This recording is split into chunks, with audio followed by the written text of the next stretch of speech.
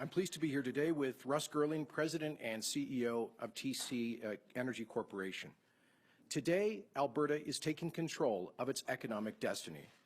We are acting decisively to create jobs, build a major pipeline, and grow our economy, all but through an important decision that we're announcing today. During a very tough time, we're launching a major project that gives Albertans a real reason for hope. Hope that we'll get through this crisis together and come out through the other side stronger than ever. Today, we're taking action that looks beyond COVID to a better future for Canada's energy industry and everyone who depends on it. The Government of Alberta is launching a partnership with TC Energy in a bold project to retake control of our province's economic destiny and put it firmly back in the hands of the women and men who own our natural resources, the people of Alberta. This is a big deal that will create thousands of jobs.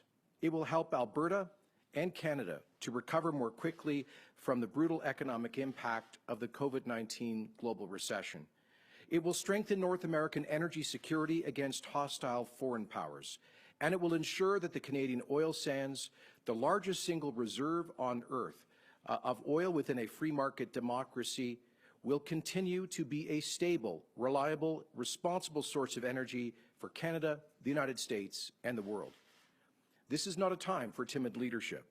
Albertans are going through a time of real adversity. We've been hit hard by the worst public health crisis in over a century, and we're doing everything within our power to limit the spread of the coronavirus and to save lives. At the same time, our economy is undergoing the largest contraction it has seen since the Great Depression, and we have seen hundreds of thousands of layoffs. On top of it all, our biggest industry has been hammered by the lowest energy prices in decades, in part because of the reckless Russian OPEC price war. We are coping with these huge challenges after 5 years of economic stagnation. So I know that all of these things, when you put them all together, can seem overwhelming to people. But please remember that we Albertans are a resilient people. We have overcome trying times in our past to go on to build one of the freest, most prosperous and generous societies on the face of the earth. Together with the national government, we are supporting families and employers facing financial stress right now. And following the pandemic, we will launch a bold economic recovery package. That plan will accelerate the diversification of Alberta's economy, but it will also ensure a future for our largest industry, because when we get through the crisis and the global economy moves back to growth, it'll be more obvious than ever that the world needs a reliable, democratic, major source of energy. But that will only happen if our energy has access to world markets. In other words, it will only happen if we get pipelines built. We cannot wait for the end of the pandemic and the global recession to act. There are steps that must be taken now to plan for and to build our future, steps that are focused on jobs, the economy, and on pipelines. Today, we are moving forward with a project that is essential to our economic future. I am pleased to announce that the Government of Alberta has finalized an agreement with Calgary-based TC Energy Corporation to invest in the completion of the Keystone XL pipeline. The Government of Alberta is making a $1.5 billion equity investment in Keystone XL this year, along with a $6 billion loan guarantee next year. This agreement marks the culmination of 6 months of negotiations and rigorous vetting of the agreement by government officials and industry experts. I'd like to thank in particular my Chief of Staff, Jamie Huckabee, for his relentless work on this critical issue, and Adrian Begley of the Alberta Petroleum Marketing Corporation, and everybody who's contributed to bringing us to this day. This agreement will kickstart immediate construction on the pipeline with the goal of increasing delivery of oil sands crude to American markets by 830,000 barrels per day. Our goal is to complete the project and commission operations by the summer of 2023. We have shipper commitments in place to operate at full capacity from 2023 through to 2037. Our goal is to sell Alberta's equity stake at a profit, and our expectation is that KXL will lead to higher prices as well as increased volumes of oil sands crude production generating at least $30 billion in increased royalties over 20 years for Alberta taxpayers. Let me repeat that. We project that this project, once fully achieved, will help us to generate an additional $30 billion in revenues for Albertans to support programs like healthcare and education and to maintain our standard of life. In other words, this is not some make-work project, although it will make a lot of work. It is a solid bet that will produce a handsome return for Albertans, and it will rescue the future of our energy industry and power our country out of the COVID economic crash. The risks are obvious, including the unpredictable impacts of the COVID crisis on labor and material supply, and the more familiar hurdles of regulation and litigation. And TC Energy has a great deal of experience in dealing with risks of that nature. But we believe the timing is as good as it can be for successfully completing the project on time and on budget. The current crisis calls for dramatic action now to create jobs and jolt-line our economy back to life in the future. That's exactly what this project will help us to do. Starting tomorrow, shovels will be in the ground and hiring will begin immediately. This year alone, the project will create, we estimate, 1,400 direct high-paying jobs here in Alberta, 1,200 in Saskatchewan, and 300 elsewhere in Canada for a total of nearly 3,000. The project will generate a further 12,000 indirect jobs, at least in Canada, including 5,400 here in Alberta. These are real jobs, good-paying jobs, right now when they are so desperately needed, that will provide financial security for thousands of Alberta families who would otherwise be unemployed and probably dependent on government support at this time. I want Albertans to know that today's announcement is not in any way a distraction from our focus on the fight against the COVID-19 virus. We've been working on this deal for over 6 months, and it was all but complete before the outbreak of the coronavirus. Construction season starts now, and we cannot afford to lose another season. We cannot afford not to act right now. Too many jobs are at stake. Our post-COVID recovery is at stake. The Canadian and American energy independence is at stake. So today's announcement is a bold declaration of our confidence in the future of our energy industry and the future of Alberta's economy. For years, foreign-funded special interests have campaigned to landlock Canadian energy, and too often they have succeeded. They succeeded in delaying Keystone XL for years. And now OPEC and Putin's Russia are trying to end North America's vital energy industry by surging supply while demand crashes. So today's announcement is Alberta's response to all of them. To the Russians, the Saudis, the special interests who have spent hundreds of millions of dollars campaigning against the responsible development of Canadian energy, our message today is that you will not succeed. We will not allow the world's worst regimes to have a monopoly on global energy markets. We will not surrender to the campaign to landlock Canadian energy. We, as a province, as a people, will do whatever it takes to defend our vital economic interests, and that is why we are making this announcement today. Alberta has endured 5 years of tough economic times, in part because of a lack of market access for our energy. We've allowed others to restrict our freedom to compete, to grow, and to prosper. This investment in Keystone XL is a bold move to retake control of our province's economic destiny and put it firmly in the hands of the owners of the resource. When demand revives, there will be a need for the vast energy resources of Alberta, and there will be a greater need than ever for Alberta to get our energy to markets. We have the third largest reserves on Earth, but there is a very limited future for our industry and the tens of thousands of Canadian jobs that depend on it, actually the hundreds of thousands that depend on it, unless we get new pipelines built. No major investment is going to come back to our energy sector without it, without pipelines. No massive job creation without it, no significant growth, and a very limited economic future without pipelines. This is not just about Alberta, it's about Canada's post-COVID economic recovery as well. The oil and gas sector is by far the largest single contributor to Canada's economy, totaling almost $110 billion and nearly 6% of GDP as recently as 2014. Energy is also the country's largest single employer, accounting for more than 800,000 jobs in 2018, and represents Canada's largest export sector, accounting for 23% of our country's exports. That's why this project is so important.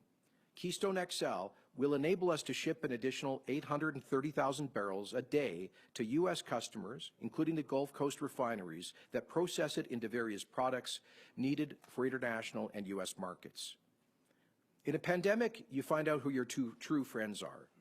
After COVID, Canadians and Americans will remember that the Saudis and Russians tried to exploit our pain for their gain, and we will be resolved to never again allow continental energy independence and security to be challenged in such a way.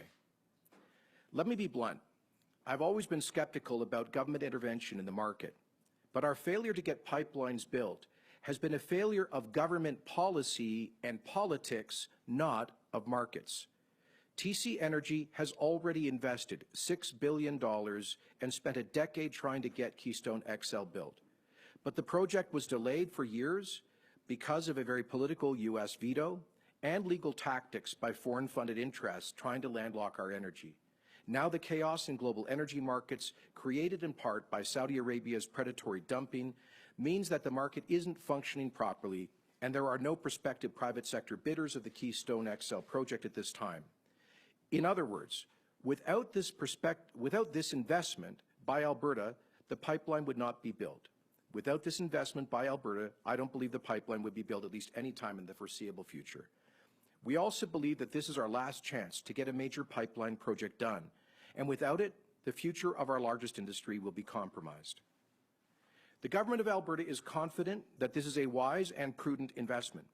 After construction is complete, we'll be able to sell our shares at profit, as I've said, and generate additional revenues. Decades ago, one of my predecessors, the late Premier Ernst Manning, made a visionary decision to invest in the development of the Nova gas system in Alberta that created a future for our natural gas industry. And nearly half a century ago, then Premier Peter Lougheed kick-started large-scale oil sands development with an investment on behalf of the government and people of Alberta. Those investments created hundreds of thousands of jobs and generated tens of billions of dollars in tax revenue for Albertans and all Canadians, revenue that paid for schools and hospitals that helped to develop our standard of life. Today's investment will kickstart the oil sands again, protecting hundreds of thousands of jobs in the future and generating billions in tax revenues so that generations of Albertans and Canadians can benefit. Our government was elected with a record mandate to create jobs, get pipelines built, and grow the economy. Today's historic investment keeps that promise. We are going through tough times, but with confidence in ourselves, we will get through these times. This investment is a demonstration of that confidence in ourselves as a people and as a province. So, Russ, let's get her done.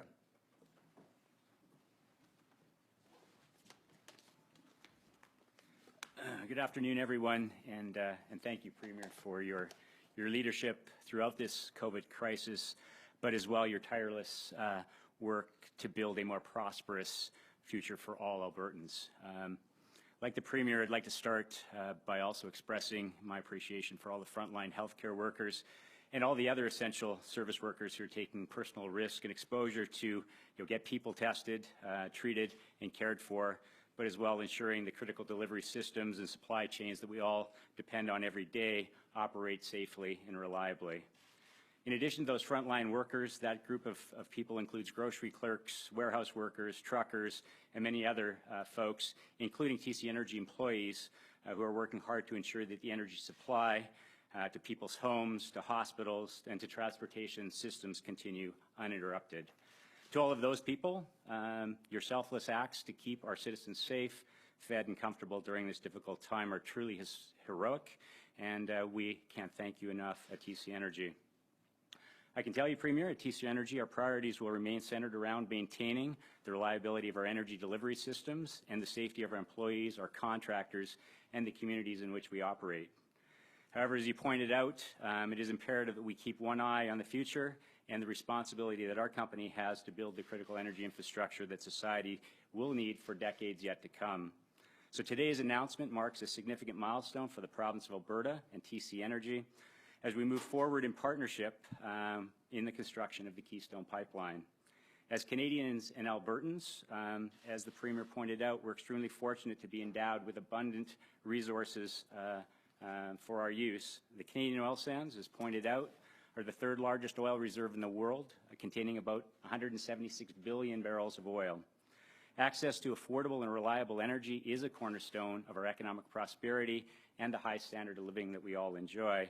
In fact, again, as the Premier pointed out, Canada has the highest social responsibility, or what is now known as ESG rankings, of all the top 10 countries in the world with large proven reserves. Our opportunity as a province and as a country is to share that resource with others and to become a global energy supplier of choice and to be the most reliable and responsible supplier of that energy to those around the world that need it. Over the last decade, we have been working hard with local communities, listening to key stakeholders to gather feedback on the next steps for the Keystone Pipeline.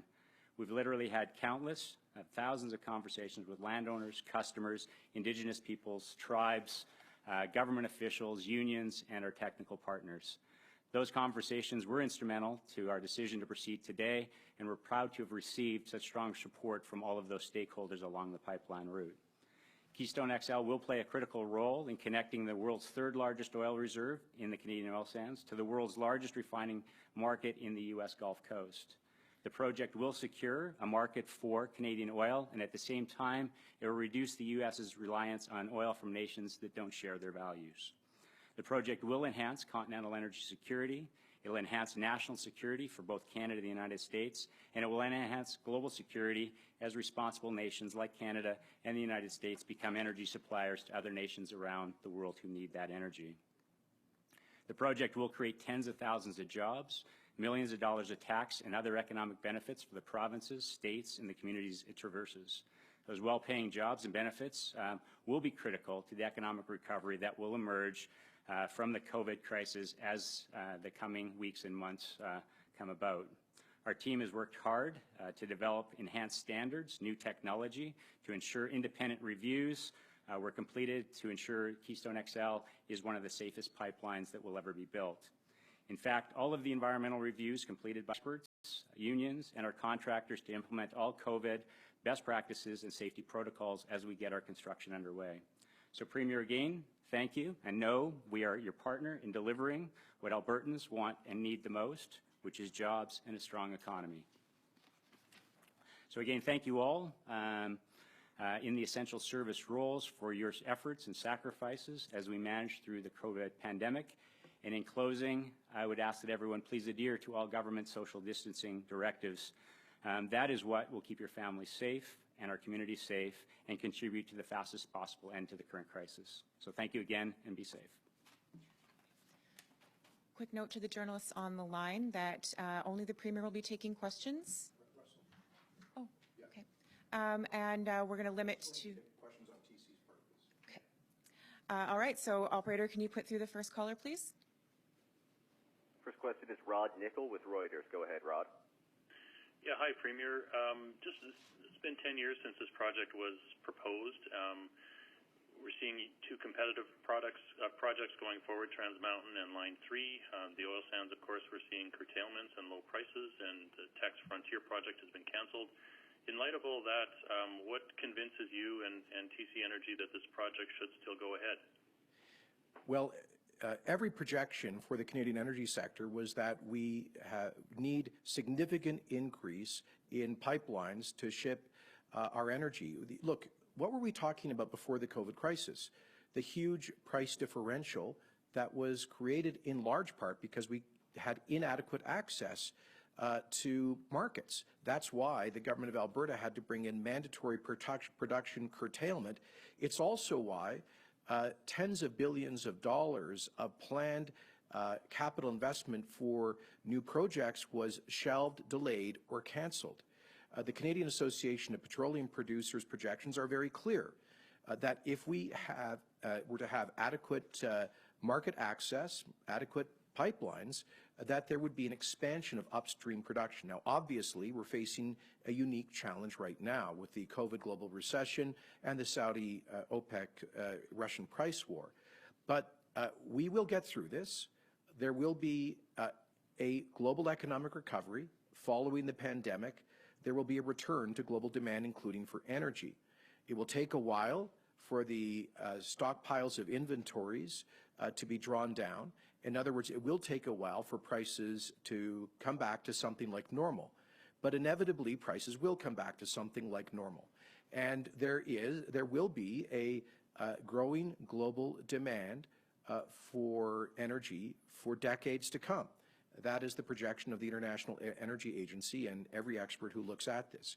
Even in, by the way, the most bearish scenario for oil consumption, the International Energy Agency in a fully compliant, Paris Treaty compliant scenario sees 70 billion barrels of oil being consumed in 2040, down from 100 billion now. So in that world, we think it's essential that Canada, with the highest human rights, labor, and environmental standards, play a significant role in supplying that energy. But we'll only be able to do so with projects like this. Obviously, we are optimistic about the Trans Mountain expansion, but we can't be certain of its completion. And in part, this is one way of ensuring that we do have access, that we do take control of our own destiny. Operator, can you please put through the next caller? Next question is Robert Tuttle with Bloomberg. Go ahead, Robert. Yes, hi, Premier. We're wondering, have you actually agreed on a price? You said you'll sell it back to profit. Have you already agreed on a price? And also, how concerned are you about a change of administration in the U.S.? Sure. A new administration that would be against this. No, we've not agreed on a price, but it's very clear in the negotiations around this transaction about our expectation to sell our preferred shares. We do have a preferred share position. And TC Energy has undertaken to cover any cost overruns. Alberta taxpayers, we think, have reasonable protection against risk. And we do expect that when the project is completed, it will be a very attractive utility that will attract private sector investors once there is no longer any political risk and once we're past the extraordinary disruption in global energy markets that we are currently experiencing.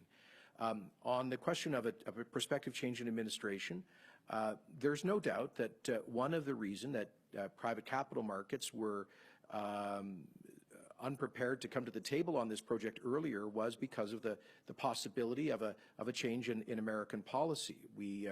TC Energy has received now its second presidential permit to build the pipeline across the Canada-U.S. border, and today's decision is predicated on that. My understanding is the presumptive Democrat nominee has not expressed opposition to this project. And when Americans go to the polls in November, here's the critical part about today's announcement. They are going to see good blue-collar union workers in the field getting paid good salaries to build this critical infrastructure. And I also think our American friends across the partisan, political, and regional spectrums will see that it's more important now than ever that we protect North American energy independence. As we see this effort by OPEC and Russia to attack our energy industry, to engage in, I believe, predatory dumping of oil on global and North American markets, I think American voters and political leaders will see how critically important this project is to increase the access to this reliable democratic source of energy. Operator, can you put through the next caller, please? Next question is Graham Thompson with iPolitics. Go ahead, Graham. Hello, Premier. Where's the money coming from? This $1.1 billion dollars are you redirecting, spending, borrowing? Is it coming from AIMCO? Where's the money coming from? It's coming from our normal credit instruments, so we will be borrowing because we're already in a deficit position. This is not one dime of this is being redirected from any other area of government spending. So the $1 billion U.S. equity investment will be financed by Government of Alberta debt. We believe this is a sound investment, that it will end up returning a profit for Albertans when the project is complete and we sell those preferred shares. This is the conventional way that this would be structured. There's no draw on AIMCO. AIMCO's mandate is completely separate. This is an initiative of the Government of Alberta. AIMCO's mandate is to maximize returns for pension holders and in turn for the government through the Heritage Fund. Operator, can you please put through the next caller? Next question is Claire Theobald with Star Edmonton. Go ahead, Claire. Hi there, Mr. Premier. I'm going to take you off topic, but I'm going to do so because I think it's worth talking about. Parents of school-age students with disabilities are worried that funding adjustments announced on Saturday that could see thousands of support staff laid off during the COVID crisis, including education assistants, would leave them without support when they need it the most. Advocates warn that without the help of educational assistants, students with disabilities will fall behind. So how will you ensure that students with disabilities and their parents have the support they need during this time of disruption? And, what do you say to those who warn that these cuts come at the great expense of students with disabilities? Well, the layoffs are the result of the advice of our public health officer to close the schools. That decision that was announced on March the 16th to close our schools to limit the spread of the coronavirus. Inevitably, that has meant that a large number of people are no longer working in the school system. And so just as people have, unfortunately, been laid off from daycares to the service industry to probably hundreds of thousands of jobs, those positions in the schools have been affected. Much like the municipalities in Alberta yesterday announced thousands of layoffs by employees affected by the public health orders, for example, library employees, recreational facility employees. So unfortunately, certain school board employees are affected in the same way. As you know, we continue to employ teachers to provide online instruction and continue to employ teaching assistants who support children in the PUF program, who are children with disabilities, children with special learning needs. So that support continues to exist for those kids, but we cannot pay to operate buses that are parked or to clean schools every day that are shut down, just as the cities can't pay folks to operate libraries that are shut down for the time being. This is very unfortunate. I don't, however, think it's reasonable to ask people in the private sector who have lost their jobs because of the public health orders to pay for salaries of folks in the public sector who have lost their jobs because of the public health orders. We're all in this together. The government is of both Canada and Alberta are providing extraordinary financial relief to people who have faced layoffs because of the coronavirus, and that includes the emergency isolation payments from Alberta, the expanded employment insurance benefits from Canada, and hundreds of billions of dollars fiscal support for Canadians as we get through this. The most important thing is and one other thing I think we should point out is that when folks in the public sector who have been laid off because of the coronavirus, when we get in the post-pandemic period, their jobs will still be there. That cannot necessarily be said for a lot of people in the private sector. Today's announcement is about trying to create a broader economic future of economic and financial security for all of those being affected by this downturn. Operator, can you please put through the next caller? Next caller is Jeff Jones with the Globe and Mail. Go ahead, Jeff. Thank you very much. There are still a number of federal cases against the project and at least one state case in Nebraska having to do with eminent domain. What are the risks that Keystone XL could be stalled or stopped again in these various legal cases? Well, as I said, there's always some outlying regulatory or legal risk. We know that this project has been subject to years of, I would call it lawfare by interest trying to landlock Alberta and Canadian energy. However, in the last couple of years, we've seen TC secure more and more permits. Some matters remain under review, but the position of TC Energy, and I'd invite Russ to state this, is that the project is in a position where it can proceed. Yeah, Jeff, as the Premier said, we've been methodically working through all of the hurdles that have been placed in front of the project. The specific ones that you mentioned with respect to Nebraska, those issues that are in front of the court are compensation-based. We have been granted easement over those properties. The dispute is over the compensation that we provide those landowners, and we'll work our way through so that won't impede construction. And in Montana, currently, as you know, the presidential permit has been challenged, and there's been a couple of other challenges there as well. Those challenges will be heard in court. Again, we've worked very hard, based on previous challenges to, and these would be the government authorities in the U.S., the State Department, Department of Interior, and the Bureau of Land Management, the Army Corps of Engineers, who have issued those permits. Those permits have been challenged. But our belief is that they've been thoroughly vetted, research been done, and those permits have been issued in a lawful way. So we'll defend ourselves in that court and any other challenges that come about. At the current time, we have all of our permits to start construction. As the Premier said, that's our intent to do that here as soon as possible. In light of COVID, obviously, we'll be very, very careful about how we put people to work and ensure that all protocols are in place with our contractors. Operator, can you please put through the next caller? Next caller is Elsie Von Schiel with CBC. Go ahead, Elsie. Hi, Premier. I'm just wondering if you will be asking the federal government to get involved with this project, either financially or with political muscle, if that's needed in the coming months and years. No, we don't require financial support from the Government of Canada, and we recognize that, and we appreciate the investment that they have made in the Trans Mountain expansion project. And as I said to the Prime Minister a couple of months ago when I described to him this investment by Alberta that we announced today, Alberta was going to do its part to do everything possible to get a pipeline built, to get market access. So each level of government is putting some real skin in the game, and I think that shows a real partnership.